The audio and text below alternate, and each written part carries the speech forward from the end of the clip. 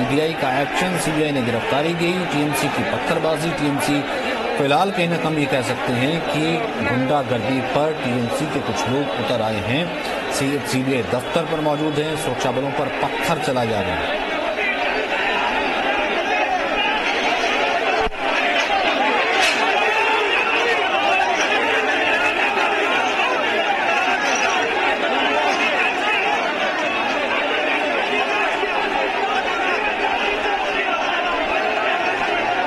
आशंका पहले से जताई जा रही थी कि फिलहाल हो सकता है कि स्थिति वहां पर और सेंसिटिव हो जाए। फिलहाल यही नजर आ रहा है, जिस तरीके की स्थिति वहां पर नजर आ रही है। टीएमसी के समर्थक वहां पर इकट्ठा होते हैं, पहले टीएमसी के नेता इकट्ठा होते हैं, टीएमसी के नेताओं को गिरफ्तार किया जाता है और ये गिरफ्तारी सीबीआई कर रही 2016 का मामला है, नारदा स्टिंग मामला। ये कोई ऐसा नहीं कि सीबीआई ने अब कोई गिरफ्तारी की है।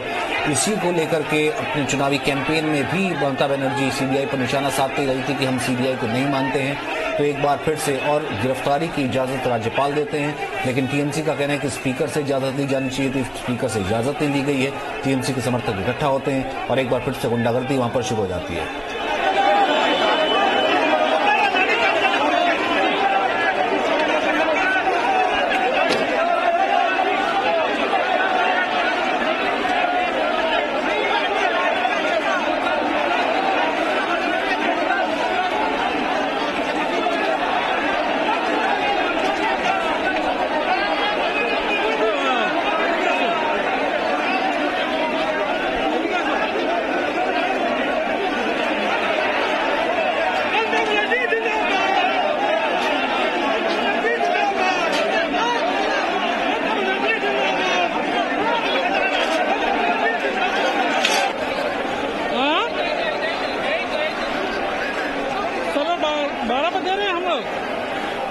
तो देखिए फिलहाल कैसे सुरक्षा बलों के साथ टीएमसी समर्थक भिड़ आए हैं और बाहर सीआरपीएफ की सुरक्षा मौजूद है।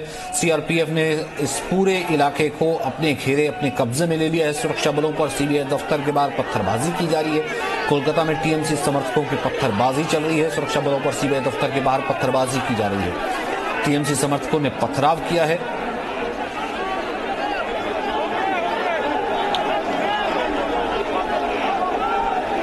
अब ये बेहद टकराव की स्थिति, एक तरफ सीबीआई मुख्यालय अंदर सीबीआई के अफसर, दूसरी तरफ अपनी पुलिस को बाहर लगा देना और फिर उसके बाद ये हंगामा।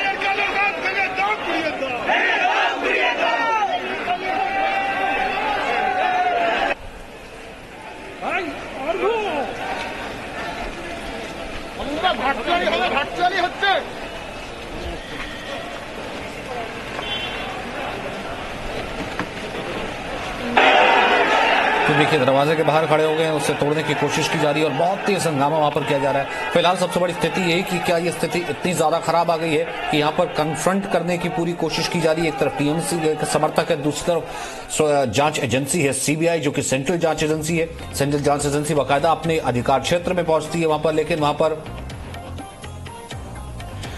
ठीक है, राज्यपाल की तरफ से कहा गया कि हालात काफी चिंताजनक है। राज्यपाल की तरफ से कहा गया है कि हालात काफी चिंताजनक हैं, लेकिन फिलहाल ये हंगामा थमने का नाम नहीं ले रहा। ममता बनर्जी वहां से बाहर नहीं निकली है, बाहर टीएमसी समर्थकों का हंगामा।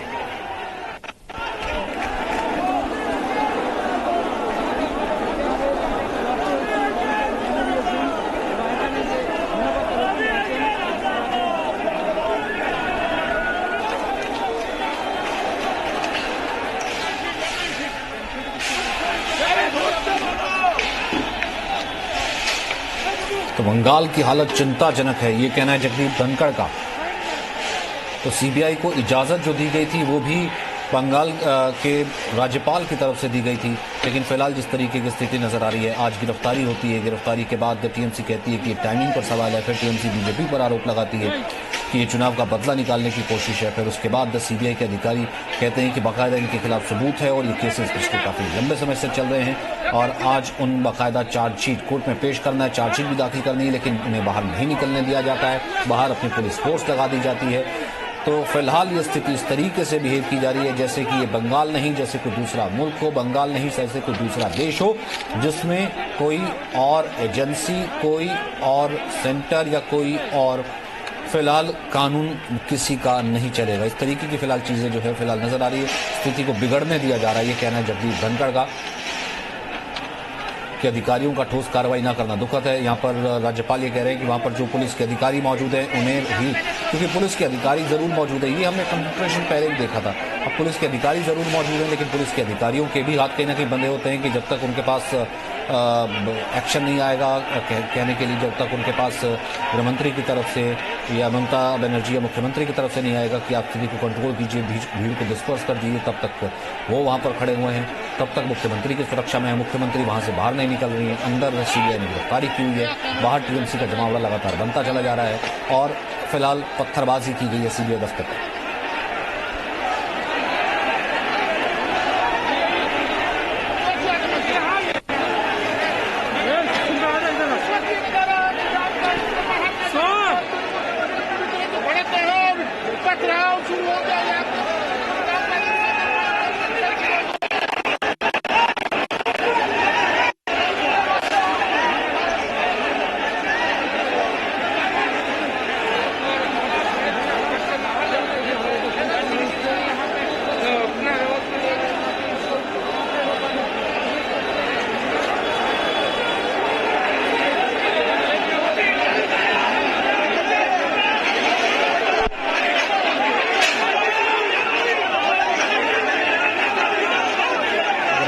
बंगाल क्या राजनीतिक दंगल फिलहाल खत्म हो गया है, वो फिलहाल नहीं थम रहा लग रहा है।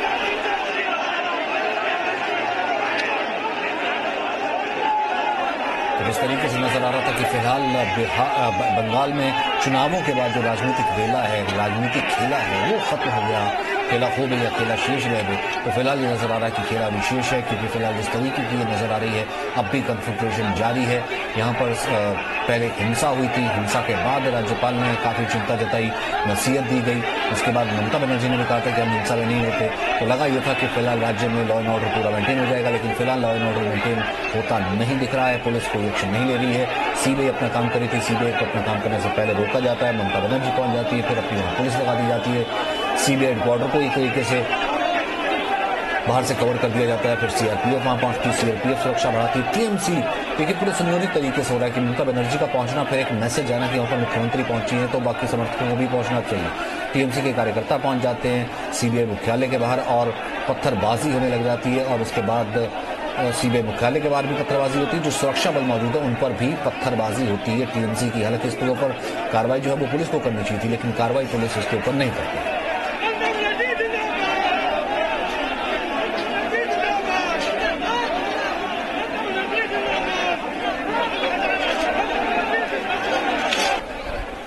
पूजा हमारे साथ जुड़ गए हैं। पूजा, स्थिति चिंताजनक है, स्थिति हालात नजर जो है वो ठीक आ नहीं रहे हैं, क्या है इस वक्त? बिल्कुल काफी तनाव की परिस्थिति है यहाँ पर। मैं आपको दिखाती हूँ, ये निजाम पैलेस है और सीबीआई का दफ्तर है। मैं आपको दिखा रही हूँ, यहाँ पर थोड़ी देर पहले पथराव हुआ है। मैं आपको तस्वीरों के माध्यम से दिखाना चाहूंगी। देखिए अभी भी एक तरफ जो है बोतलें, लाठी और पत्थर यहाँ पे है, क्योंकि जब यहाँ पे सीआरपीएफ का जो घेरा लगाया गया था, तृणमूल कांग्रेस के कार्यकर्ताओं की ओर से उन पर पथराव किया गया, बैरिकेड तोड़कर अंदर दाखिल होने की कोशिश की गई। लेकिन अब जो है यहाँ पर कोलकाता पुलिस की ओर से पूरा यहाँ पर चार्ज लिया गया है और आप देखिए इस इलाके को खाली करा दिया गया है। और तृणमूल कांग्रेस के कार्यकर्ता जो लगातार विरोध प्रदर्शन कर रहे थे उनको पीछे पुशबैक किया जा चुका है। और यहाँ पर अभी आपको सीआरपीएफ का घेरा नहीं दिख रहा होगा, कोलकाता पुलिस से अपना घेरा यहाँ पे लगाया है। और फिर एक बार जो है यहाँ पर फ्रेश रीइंफोर्समेंट को बुलाया जा रहा है, उन सीआरपीएफ का घेरा फिर एक बार लगाया जाएगा, क्योंकि काफी तनाव की परिस्थिति बन गई थी यहाँ पर जब इस सुरक्षा घेरे पर जो है यहाँ पे पथराव किया जा रहा था। सचिन,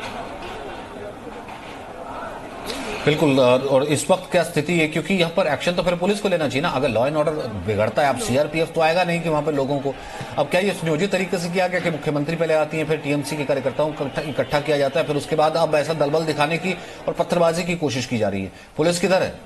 एक्शन तो पुलिस को लेना चाहिए। बिल्कुल।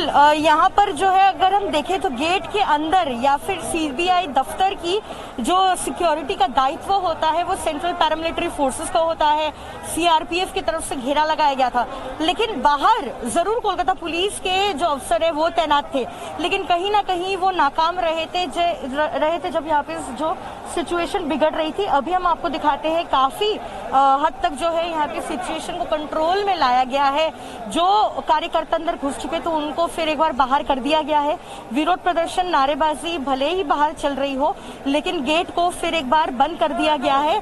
और यहाँ पर आप देखिए एक और यहाँ पे बैरिकेड लगा दिया गया है और फिर एक बार जो है रिव्यू किया जा रहा है कि यहाँ पर किस तरीके से और सिक्योरिटी को टाइटन किया जाएगा, क्योंकि अभी तक जो है कोर्ट में पेशी नहीं हो पाई है 4 नेताओं की। तो आखिरकार किस तरीके से कोर्ट प्रोडक्शन होगा? कुछ सूत्रों के हवाले से ये भी खबर आ रही है कि शायद इस परिस्थिति में वर्चुअली भी हो सकता है कोर्ट प्रोडक्शन, क्योंकि सीबीआई जो है आज चार्जशीट पेश करने के बाद जब 4 नेताओं को पेश करेंगी कोर्ट में, तब उनकी जुडिशियल कस्टडी की मांग करेंगे। तो जरूरी नहीं कि वो फिजिकली कोर्ट में मौजूद हो। इन परिस्थितियों को मद्देनजर रखते हुए कहा यह भी जा रहा है कि शायद आगे की जो प्रक्रिया है वो शायद वर्चुअली होगी। आगे की प्रक्रिया वर्चुअली होगी। सीबीआई कस्टडी में अगर उन्हें, क्योंकि सीबीआई ने कस्टडी में लिया है, तो फिर उसके बाद कोर्ट में प्रोड्यूस किया जाएगा। वर्चुअली प्रोड्यूस अगर किया जाता है, चार्जशीट करती है सीबीआई, अपने चार्जेस बताएगी। लेकिन फिलहाल वहां से स्थिति कैसे हटेगी? टीएमसी समर्थकों को हटने के लिए कौन कहेगा? तो मुख्यमंत्री कहेंगे ना। क्या मुख्यमंत्री वहां से जाएंगे ही नहीं?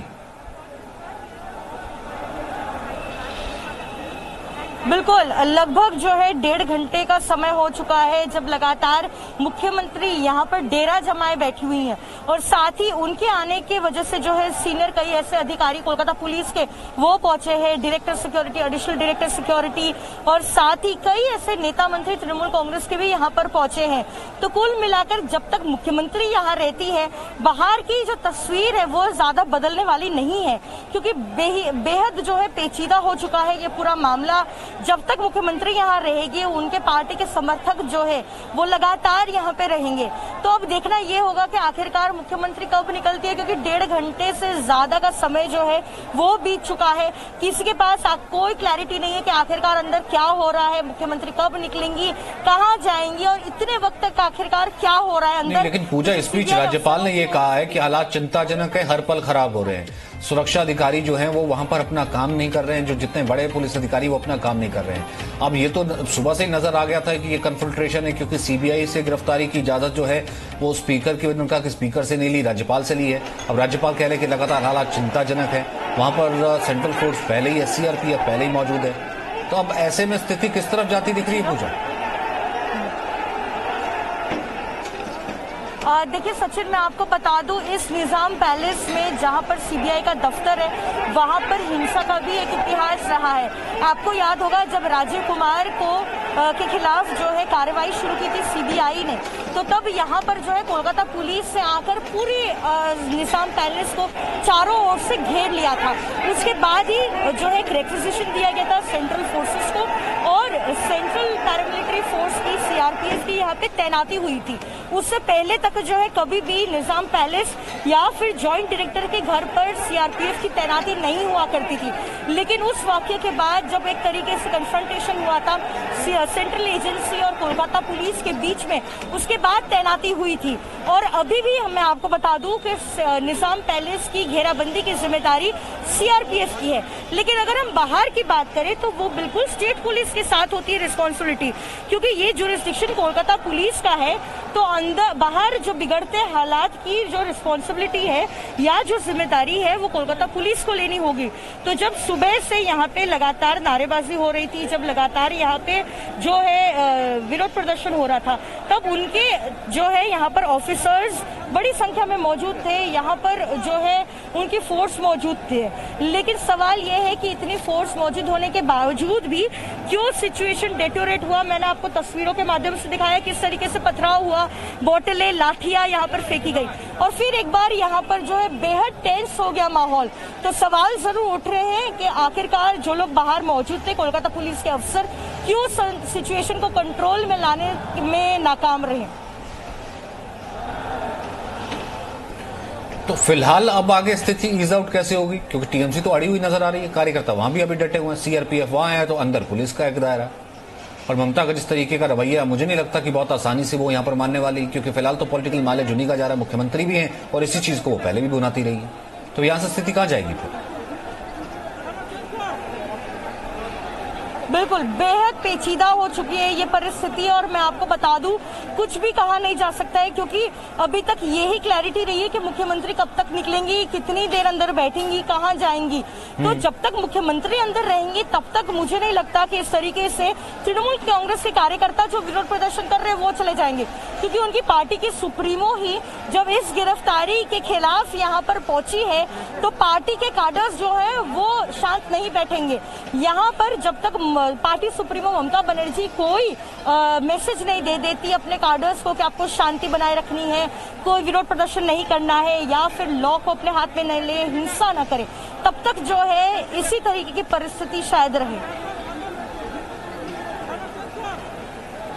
पर ये तो हमने कोई बंगाल का इतिहास हमेशा से देखा ना कि कोई शांति प्रिय, शांति की अपील, रुक जाइए, बैठ जाइए, राजधर्म, ये तो हमने इस पिछले कुछ वक्त में जब से चुनाव हुए 8 दौर में और उसके बाद चुनावों के बाद के नतीजों के बाद भी जो टीएमसी कार्यकर्ताओं ने करा, ये तो हमने कहीं टीएमसी की राजनीति या उनकी डिक्शनरी में देखा ही नहीं।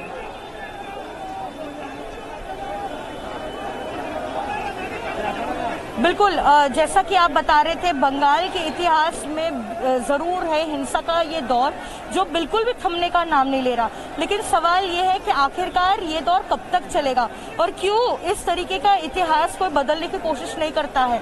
चाहे 34 साल का वामपंथी का जो कार्यकाल हो वो, या फिर उसके बाद 10 साल हो चुके हैं तृणमूल कांग्रेस के कार्यकाल, ये 3rd टर्म उनको मिला है, लेकिन बंगाल में हिंसा का दौर बिल्कुल भी नहीं रुकता है। हम देखते हैं चाहे छोटा हो म्युनिसिपल चुनाव हो, पंचायत चुनाव हो या फिर लोकसभा विधानसभा के चुनाव हो, हिंसा लगातार जारी है बंगाल में। तृणमूल कांग्रेस और बीजेपी के कार्यकर्ताओं के बीच में भी हमेशा तनाव बना रहता है, पॉलिटिकल मर्डर्स होते रहते हैं। तो किसी न किसी पार्टी को तो जरूर आगे आकर जो है इस हिंसा पर एक जो है रोक लगानी होगी और इतिहास बदलने की कोशिश करनी होगी, क्योंकि हर साल हर चुनाव के दौरान कईयों की जान जाती है, कईयों के घरों को जो है तोड़ फोड़ करके आग के हवाले कर दिया जाता है। बहुत से ऐसे लोग हैं जो बेघर होते हैं, लेकिन ये कलेक्टिव एफर्ट है, जब तक सरकारें या फिर पॉलिटिकल पार्टीज नहीं चाहेंगी तब तक इस इतिहास को बदलना नामुमकिन होगा। सचिन, तो फिर यहाँ से क्या, आपने जिस तरह की राजनीति बहुत क्लोजली इलेक्शन भी कवर किया, जिस तरह की राजनीति ममता की देखी है, वो अभी भी इस मुद्दे को कहीं ना कहीं जीवित रखना चाहती है कि अभी भी देखिए सेंटर इंटरवीन कर रहा है, ये बीजेपी की साजिश है और मैं अकेले यहाँ पर लड़ रही हूँ, एक महिला को निशाना बनाया जा रहा है, उन्होंने ये चुनाव तो जीत लिया। अब क्या इसी चीज को ले जाकर के क्या वो एक सेंट्रल इशू बनाना चाहती हैं?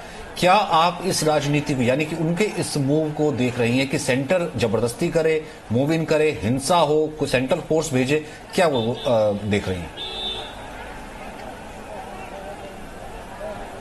देखिए सचिन, एक बात तो तय है, 2021 के चुनाव में जिस तरीके से तृणमूल कांग्रेस की जीत हुई है, ये साफ है कि 2024 के लोकसभा चुनाव पर ममता बनर्जी ने जरूर जो है नजर बनाए रखी है, नेशनल पॉलिटिक्स को जरूर टारगेट कर रही है। क्योंकि अभी के अगर इस चुनाव के नतीजों को एनालाइज करें तो रीजनल पार्टीज की अगर बात करें तो ममता बनर्जी एक अहम एंटी बीजेपी फेस के तौर पे जो है उभर के आई है और कहीं ना कहीं रीजनल पार्टी को स्ट्रेंथन भी किया है। तो 2024 में जहां लोकसभा के चुनाव होंगे तो उसकी तैयारी अभी से शुरू हो चुकी है, उसका एक जो है बेस अभी से तैयार होना शुरू हो चुका है और 2021 का लोकसभा चुनाव एक तरीके से आप कह सकते हैं कि एक सेमीफाइनल है 2024 के चुनाव के लिए। तो इसलिए कहीं ना कहीं ये एक विक्टिम कार्ड प्ले करने की जरूर कोशिश की जा रही है, जहां पर उनकी तरफ से ये कहा जा रहा है कि सेंट्रल एजेंसी जो है वो तृणमूल कांग्रेस के कार्यकर्ताओं को, पार्टी को टारगेट कर रही हैं। वो अकेली महिला मुख्यमंत्री है, उन्हें भी टारगेट किया जा रहा है और केंद्र सरकार जो है इन एजेंसियों को मिसयूज करके तृणमूल कांग्रेस को फिर एक बार टारगेट करने की कोशिश कर रही है। यानी सीबीआई बहाना है, बाहर प्रदर्शन दिखाना है, 2024 निशाना है अभी से।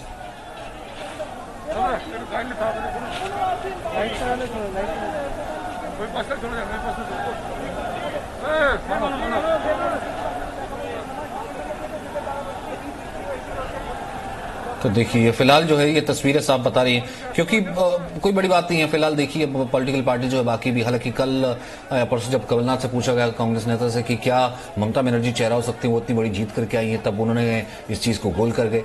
अब ये बहुत बार कोशिश की गई है, ये रैली हमने देखा था, एक बार हमने बेंगलुरु में भी देखा था, जो पूरा थर्ड फ्रंट, जो पूरा विपक्ष को इकट्ठा होने की, यहाँ केजरीवाल भी मौजूद थे। लेकिन हर नेता की जब अपनी एस्पिरेशन होती है, वो कहीं ना कहीं अब कोशिश ये कर रहा है, ममता बनर्जी एक चेहरा बनने की कोशिश, खुद ब खुद एक चेहरा बनने की कोशिश जरूर कर रही है, क्योंकि सेंटर से सीधे तौर पर वो पंगा लेते हुए, या फिर यूं कहे कि सेंट्रल एजेंसी को ना अलाउ करते हुए पहले भी मना करती रही हैं, चुनावों में भी क्या चीजें कहती रही हैं, और फिलहाल भी कन्फ्रंट्रेशन साफ नजर आ रहा है। पूजा, इस वक्त स्थिति क्या है लॉ एंड ऑर्डर की? बिल्कुल, मैं तस्वीरें दिखाती हूँ। कोलकाता पुलिस की ओर से फ्रेश रीइंफोर्समेंट को लाया गया है और फोर्स को जो है यहाँ पर तैनात किया गया है, ताकि बाहर सिचुएशन और ना बिगड़े। मैं साथ ही दिखा रही हूँ सीनियर ऑफिसर्स का लगातार यहाँ पे आना शुरू हो चुका है, क्योंकि एक खराब मैसेज जा चुका है इसके वजह से, क्योंकि जिस तरीके से सेंट्रल फोर्सेस पर पथराव हुआ कार्यकर्ताओं की तरफ से, और बार बार सवाल उठाए जा रहे हैं कि कोलकाता पुलिस की तैनाती के बीच आखिरकार कैसे ये पथराव होता है। बाहर तब मौजूद थी बड़ी संख्या में यहाँ पे कोलकाता। मुझे एक सेकंड, सीबीआई का वर्जन आया, एक बार हम सुन लेते हैं। Charge sheets against the 5 accused persons whom prosecution sanction has been received is being submitted. Further investigation in the case is continuing. The then Minister Shri Firhad Hakim was seen to have agreed for acceptance of bribe money of rupees 5 lakhs on camera. Shri Subrata Mukherjee, the then Minister of Government of West Bengal, was seen to have accepted the illegal gratification of rupees 5 lakhs. Shri Madan Mitra, the then Minister of Government of West Bengal, was also seen to have accepted the illegal gratification of rupees 5 lakhs. Shri Soban Chatterjee, then Minister, was seen to have accepted illegal gratification of rupees 4 मुझे lakhs. जैसे भी स्थिति रहती है नजर बनाए रखिए, हम आपके पास वापस आएंगे। बहुत बहुत शुक्रिया आपका। Presenting B News app available on Google Play and App Store. Download it now.